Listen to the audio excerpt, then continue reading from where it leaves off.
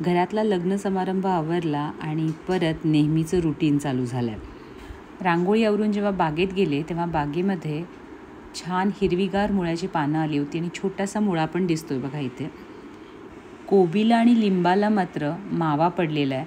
तर यासाठी मी काय करणार आहे, आपलं जे लिक्विड सोप आहे जो आपण भांडी धुण्यासाठी वापरतो तो आपल्याला 1 लिटर पाण्यामध्ये 3-4 थेंब घालून झाड अक्षरशः स्वच्छ धुवून घ्यायचं आणि मग यावर आपल्याला नीम ऑइल स्प्रे करायचं आहे. या दोन्ही गोष्टी मी बागेमध्ये करून घेतल्या. मी तुम्हाला नेहमी सांगते की नेहमी बागेमध्ये तुम्ही एक फेरी मारलीत ना सकाळी की तुम्हाला लक्षात येतं की तुमच्या झाडांना कशाची गरज आहे. त्यानंतर देवदर्शन झालं आणि संध्याकाळी नाश्त्यासाठी मी टोमॅटो पोहे बनवले होते आणि संध्याकाळी घरामध्ये मस्त असा धूप घातला. तुमच्यापैकी कोण कोण असा संध्याकाळी घरात धूप घालता?